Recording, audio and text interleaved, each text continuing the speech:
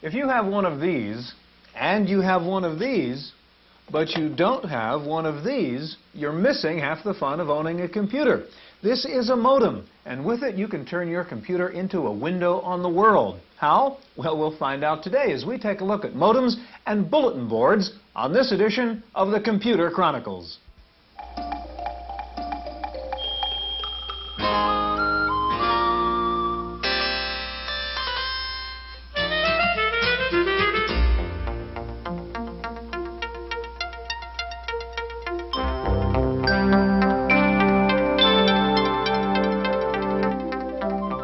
The Computer Chronicles is made possible in part by grants from AFIPS, the American Federation of Information Processing Societies, a non-profit federation of 11 national societies for computer professionals. AFIPS, Leadership and Service in Computer and Information Technology. Additional funding is provided by McGraw-Hill, publishers of Byte. Byte's detailed technical articles on new hardware, software, and languages cover the latest in microcomputer technology worldwide. Byte, the international standard.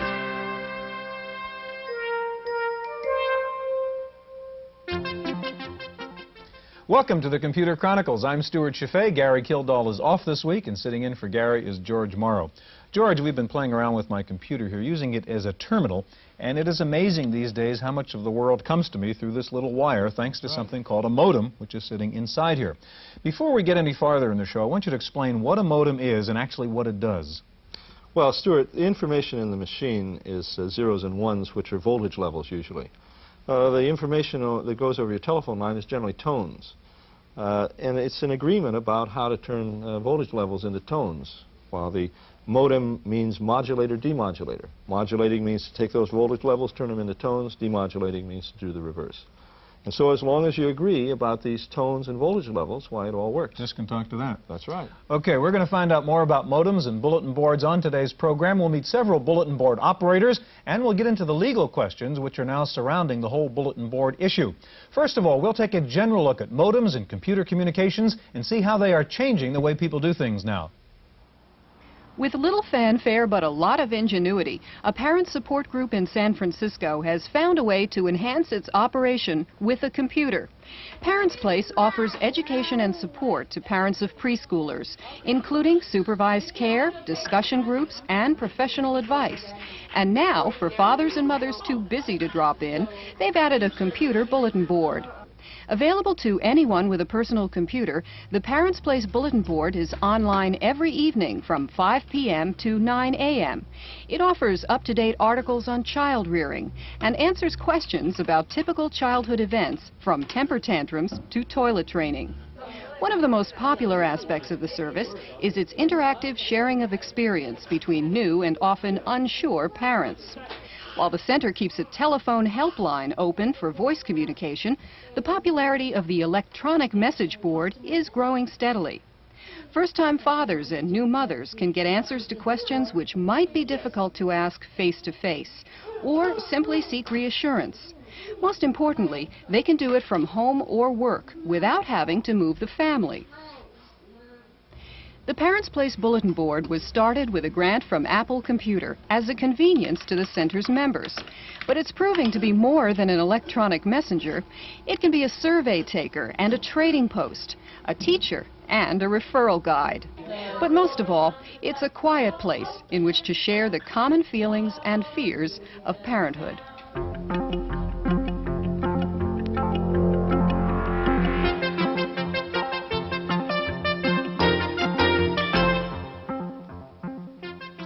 Joining us now is Ezra Shapiro, the West Coast Bureau Chief of Byte Magazine, and sitting next to Ezra, Rory O'Connor, news editor of InfoWorld magazine. George? I have a heck of a time with these modems and all this computer stuff connected to the telephone line. But you people at these publications probably use it an awful lot. Maybe you could tell us a bit about how InfoWorld uses all of their bulletin boards and that sort of thing. Yeah, it's not as smooth as many people might think. We have our own problems too, but we have been using modems and telecommunications for a number of years. I think journalists have been using them for as long as most anybody. We gather stories in from the road and so on, and we use electronic mail systems to communicate with our bureaus in various parts of this country and also with the publications that our company owns in various parts of the world. So I can exchange stories or research information or notes, or simply ask an editor in Europe if he can do an interview for me and supply me with that kind of information. And you do this regularly? Oh yes, in fact we just did it last week for the front page story. We needed to have a pair of interviews done over in Europe, one in Stockholm and one in Paris, sent some electronic mail to our offices there, and got the interviews back within a few hours over the same electronic mail system. Rory, why is that communication better than a telephone? Why can't you call that guy in Europe and ask him about the interview? Well, one problem with dealing with places like Europe or Asia is the time zone difference. That's the reason people use telex, for example, is because if I pick up a phone in the middle of my day, it's 3 in the morning and the editor in Paris doesn't like to be woken up. Another reason is that over the telephone, if he was to give me notes or a story, I would have to have someone sit down with a headset and type this all into our computer, whereas if it's prepared in Europe, it can be sent over the wire and it's in my system ready for a reporter to use. Ezra, now you run your own bulletin board. Tell me what that is. I've been sort of a nut about these things for about 3 years, and I have finally set up a bulletin board system in my basement that runs on my computer when I'm not using the machine. And it's there as a sort of community chat center and a source of public domain software programs for people who want to download or upload them. Is there any particular type of programs that you offer on your network, on your bulletin board? Stuff basically that I'm interested in. Such as? There's an area for Radio Shack Model 100 computers. There's another area for fairly technical programs for the IBM PC. And there is another area for the software for the bulletin board itself. So that if somebody wants to set up a bulletin board, he can call my system and get the software so that he can do it in his own. If somebody else were going to do this, what kind of prices and what kind of complexity do you run into? Well, the complexity is I'll take that issue first. Basically, all this stuff is confusing, and it takes a lot of time working with manuals and trying to figure it out, particularly because most of the bulletin board systems are public domain software. They're not very well documented. So plan to spend a good deal of time. But for a modem and a computer and a second phone line coming into your house, the software is free. You can spend anywhere from $600–700 on up into enormous sums. Ezra, now you mentioned it is complicated, and George, you mentioned this is even too confusing for you, a lot of this stuff. Why does this have to be so confusing? Why are there so many different standards, and I've got to answer all these questions about parity and protocol and baud rate and so on to do this? Well, look at the number of things you're trying to link together. You've got the software, the computer, the cable to the modem, the phone system, the cabling that goes from one, or satellite stuff that goes from one phone location to another phone location, then possibly a very different combination of modem and computer at the other end. So you're dealing with lots of elements here. Each one, I guess, have their own standard, you see. Yeah. Now, when it comes to, there are people watching this program who are not into modems, bulletin boards, or CompuServe yet, and they're thinking about buying them, and you see this tremendous variety of modems out there, low priced, high priced, all kinds of different factors and standards they can get to. How do you tell somebody what's the right modem for them? It depends on what they want to do and what kind of information they want to get on the other end of this phone line. Where do they go for this? Ezra? Well, my recommendation for almost any kind of technical information is join a local computer club or users group. There is always somebody there who has paved the way a few months earlier or a few years earlier. And my feeling is one of the best resources in computers is the Users groups, yeah, we get whatever the problem is, that's often the answer. What about there's a lot of talk about the peculiar or particular way that people behave on a bulletin board when they talk to each other in this sort of blindfolded fashion. Yeah. What have been your observations, both of you, about the social, psychological aspects of communicating via modem? It is different, certainly, than communicating via telephone, because to a certain degree you're insulated. You can choose, for example, to back out of a conversation and listen for a while. It's sort of like a party line, if you like, a telephone terminology. Would you say that people are more adventuresome in this environment, or less, or is there any feeling? There are the equivalent of personals. advertising and bulletin boards and you know, computer dating among people. And then there are bulletin boards with their specific specialties that range from the unusual, like survivalist bulletin boards, to what some people might consider to be outrageous, right through pornography and so on. Ezra, when you talk on your bulletin board, what do you call it, by the way? What's your... You have a name? The software is called Fido Bulletin Board software, and since I was thinking about rewriting it at one point, my board is called Modifido. Modifido. So just okay. get a bad pun. Well, you're on Modifido. Do you behave differently? I mean, do you think you communicate differently with the people you're on because you're at a keyboard instead of in person? Well, there I'm controlling the thing, and I'm much more puppet master behind the scenes. But when I log on to another bulletin board or a big service like CompuServe or The Source, I have seen quite a few things that indicate that people are dealing with this stuff differently. You're typing little letters, and they disappear very quickly. And you can be anything you want to be behind those letters. There have been any number of romances that have led to marriage. Really? And there was one, and you know, it goes to the other side too. There was one woman who attempted to commit suicide while online on one of these major services, typing in, "I am now killing myself." And fortunately, somebody listening to this stuff, reading this stuff, actually said, "Wait a minute, this is serious." This was not a hoax. This was not a hoax, no. So you're getting all sorts of different types of social behavior now that range through all the psychoses and neuroses of the general populace.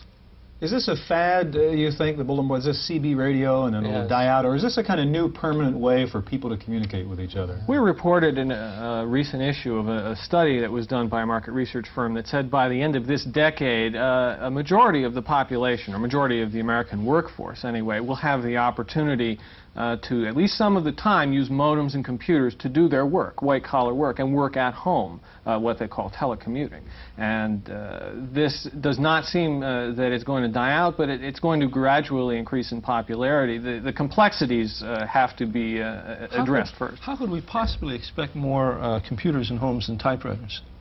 And I don't think there are probably 60% of the homes on a high-end guest that have typewriters. Why would there be more computers in homes than typewriters? Well, your corporation at some point might very well provide a low-cost communications terminal. For a few $100s, you can put together a keyboard, a screen, and so on. But I'm sure the IRS will find a way to tax that. Well, George, to help answer your question, actually, we sent out a reporter, Wendy Woods, to take a look at how people are using computers now and modems to telecommute.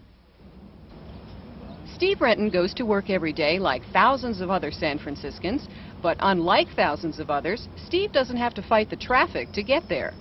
Steve is among 75 Pacific Bell employees who telecommute. Using his home computer, Steve spends 20 hours a week compiling data for Pacific Bell's marketing department and sends it via modem to the company's time-sharing network. For me, it's wonderful.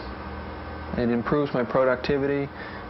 It makes for greater clarity of thought, consistency of work, and it saves me the cost and hassle of commuting, and I have all the amenities of home at the office. Those involved in the test do spend some time at the office. Human interaction is still a vital part of doing business, but their ability to be at home has big advantages for both employee and employer. Some of the ones that we've identified already include cost savings, reduced overhead from the office space savings, also improved recruiting of new employees by being able to offer them flexible scheduling. So those are some of the types of savings, as well as timeshare savings from the flexible schedules that telecommuting offers, enabling companies to access their mainframe computers at odd times, cut down on their timeshare costs. Pacific Bell estimates there are 7.2 million Americans who could be working at home. Over the next few months, the number of people working for Pacific Bell at home is expected to increase to about 100. And what better place for a test like this than at a company whose business is the telephone? For the Computer Chronicles, I'm Wendy Woods.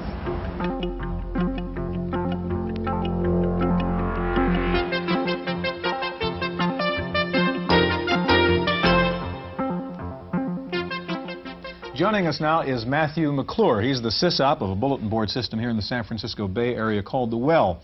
And sitting next to Matthew, Don Ingram, who is Assistant District Attorney for Alameda County across the Bay. And George, Don has been involved in the prosecution of cases dealing with computer crime.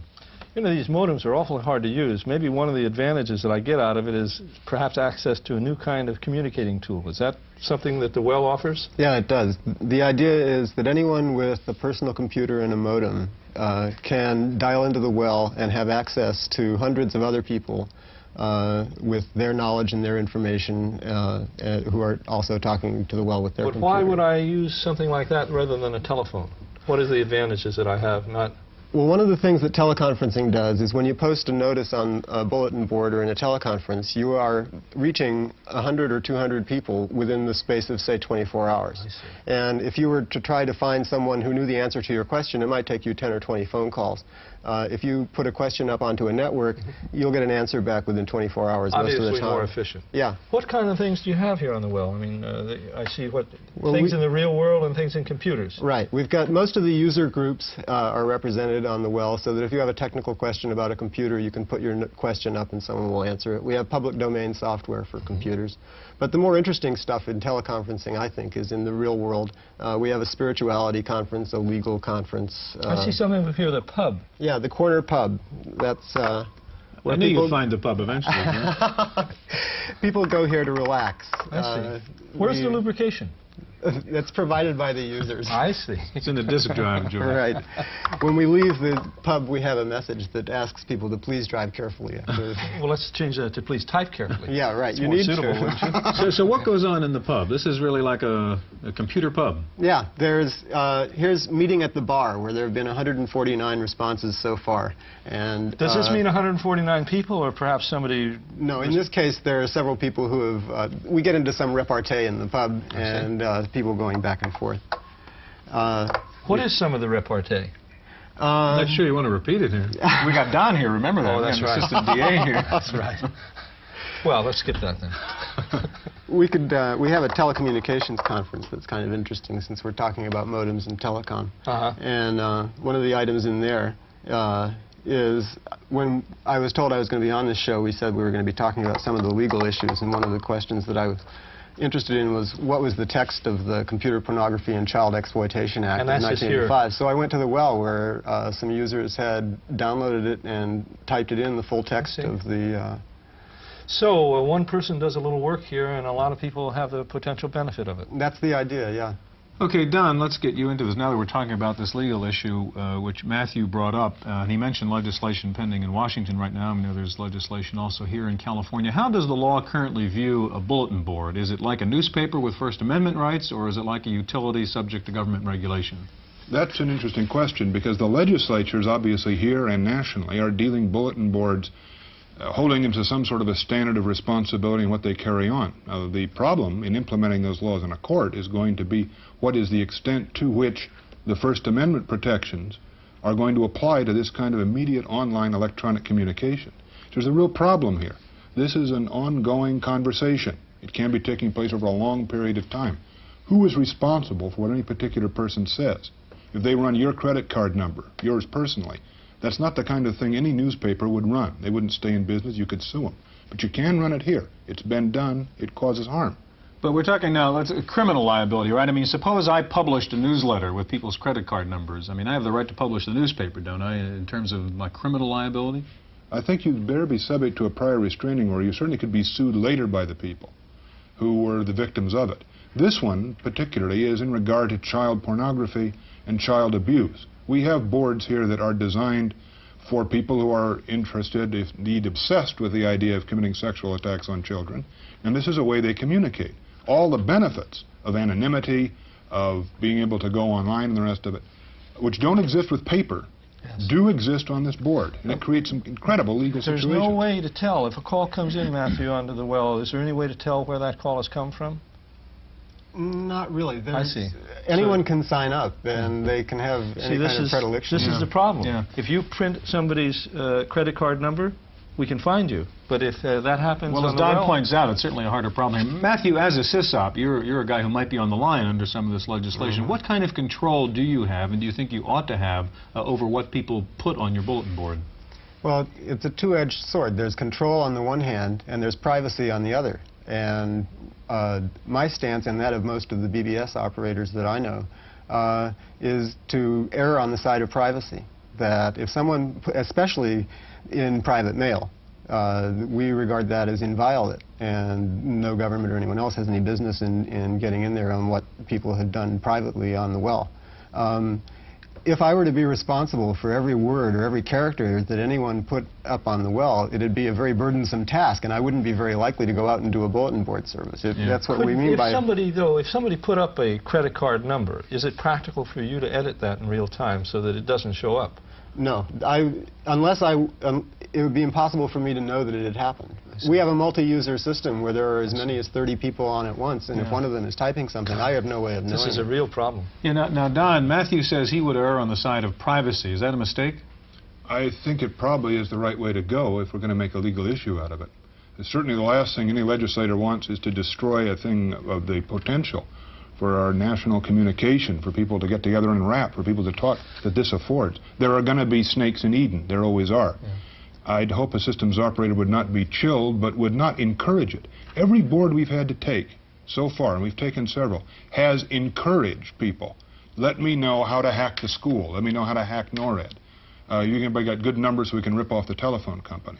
Now, if I can prove he put that on his board, I have no trouble, moral, legal, any other way, in saying this person is being socially irresponsible, they're abusing a good technology. But he would individually be no more responsible for a credit card number than the manager of a supermarket if somebody stuck it on his board. No law would create that responsibility. But in a sense, as a sysop, doesn't that put Matthew in the position of having to kind of make these judgments? I mean, there might be some close calls where perhaps in your sexual child pornography case, perhaps someone is calling up asking for advice or wanting to talk to other people with a problem. That might be a very useful function of the bulletin board, and yet he might be tempted to erase the thing. It could be, and that is a risk we're going to have to run with a new technology that promises as much good and, unfortunately, risks as much evil as this does. You know, in social problems, there's two attitudes to take. Just fix a problem anyway, or be careful about fixing it. Maybe you'll make it worse. Yeah, Matthew, we have just about a minute left. Are you concerned? I mean, you find yourself being more conservative and other people in the bulletin board community kind of suffering from what we call a chilling effect of all this legislation? Yeah. When the Pacific Telephone went in and raided Tom Tsimpitas for having some kind of telephone credit card number on his board and took his equipment and seized $6,000 worth of stuff, a lot of bulletin board services the next day who had previously been free and open started requiring registration, password, money, and whatnot to get in because they were afraid. Gentlemen, we're out of time. Thank you very, very much. There are lots of social questions raised by communications on bulletin boards. One of them is the etiquette of the people who can talk to each other kind of hiding behind their keyboards, and our commentator Paul Schindler has some final thoughts on that. What do you mean I need a modem to access a bulletin board? Why can't I just walk up to it? Oh, you mean an electronic bulletin board? Well, seriously, electronic bulletin boards really are nothing more than bulletin boards in electronic form. Of course, that means they don't have the pictures and cartoons, which are so much a part of bulletin board lore. Now, I say for the most part because you can draw pictures with letters on a screen, and if you don't believe it, sign on any bulletin board at Christmas time, and you'll see several dozen Christmas tree cartoons.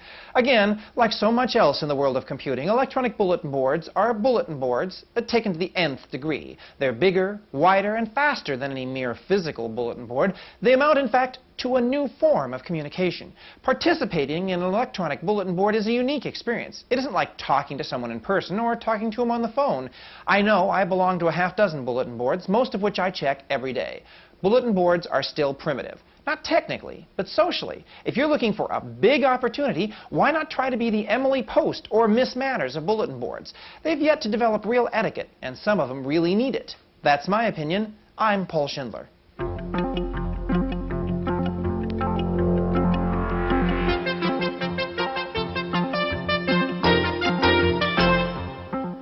In the Random Access File this week, IBM has introduced its local area network system. The IBM network will be a token ring system. It is not compatible with Ethernet and will not be able to network minis or mainframes. The software and circuit cards to make the system work will cost about $800 per workstation. IBM says its new network system can link up more than 200 PCs and peripherals. Other LAN vendors are expected to hop on board the IBM standard to develop compatible networking products. Another major development this week was the unveiling of Intel's new 32-bit chip, the 8386, essentially a mainframe on a chip. IBM is reported to be working on the successor to the AT, which will use the new 32-bit chip. That computer is expected to be out in 1987. The 8386 can access 250 times more data than a 16-bit chip. Kpro has cut the price of two of its PC compatibles, the 16E and the 16-2E. Prices slashed about 20%. Ericsson is calling it quits in the U.S. desktop market. The Swedish company says it will focus on telecommunications and network products instead. Digital Equipment Corporation has announced a major move in CD-ROM technology. DEC will sell a CD-ROM drive for the Rainbow and the IBM PC. DEC will also be selling databases on Laserdiscs. It's software review time, and here's Paul Schindler. As football once again takes over America's living rooms, every armchair quarterback in the country yearns to be out on the gridiron directing a National Football League team. Now you can with NFL Challenge, an official National Football League product. For all of you who have ever hankered after the real thing, here it is in computer form. The game starts with a coin toss. You can choose to play another person or against the computer. The offense chooses from among 5 groups of 6 plays, while the defense chooses from among 5 groups of plays. Maybe you've heard of the overtwist, Willie. I haven't. Notice there's a time clock and a scoreboard on the view of the field. Then, each play is shown in X and O notation, followed by an instant replay. If you can't finish the game, you can store it and restart it later. To keep things interesting, NFL Challenge randomly throws in penalties, injuries, interceptions, and fumbles. For $99, about twice the usual price of a game, you also get these handsome playbooks and a book on football strategy. This is the rarest of birds, a game you can load on your hard disk because it's not copy protected. NFL Challenge comes from Zor, that's X-O-R, in Minnetonka, Minnesota. For the Computer Chronicles, I'm Paul Schindler. In our legislative update file, the Joint Congressional Economic Committee was due to hear testimony last week from the president of Hitachi, but Tsuneo Tanaka failed to show up. The committee is investigating charges that Hitachi dumped computer chips on the U.S. market at what were described as predatory prices. And the computer industry is up in arms over a proposal before the House Ways and Means Committee, which would drastically cut back tax benefits of high-tech research and development. One Hewlett-Packard spokesman said the tax proposal would cost his company $100 million a year. Soviet spies in the Silicon Valley are finding it easier to track down the latest military technology projects. They've signed on to use Dialog, a sophisticated online database operated by Lockheed. It features such spy-tempting sections as Federal Research in Progress and Defense Markets Technology. It looks like one of the original computer magazines is about to fold. Word is that Ziff Davis will be pulling the plug on creative computing at the end of this year. The annual North American Computer Chess Championship opened in Denver last week. The favorite, a chess computer called High-Tech from Carnegie Mellon. It has 64 VLSI chips, one for each square of the board. High-Tech's designer says a computer will someday be the world's best chess player. Finally, if you're looking for the ultimate high-tech Christmas card, here it is, the Jingle Disc from Thoughtware. It'll run gorgeous color Christmas scenes on your computer while it plays a variety of Christmas carols. It's $9.95 and it runs on Apple, IBM, and Commodore. That's it for this week's Chronicles. We'll see you next time. The Computer Chronicles is made possible in part by grants from AFIPS, the American Federation of Information Processing Societies, a nonprofit federation of 11 national societies for computer professionals. AFIPS, Leadership and Service in Computer and Information Technology. Additional funding is provided by McGraw-Hill, publishers of Byte. Byte's detailed technical articles on new hardware, software, and languages cover the latest in microcomputer technology worldwide. Byte, the international standard.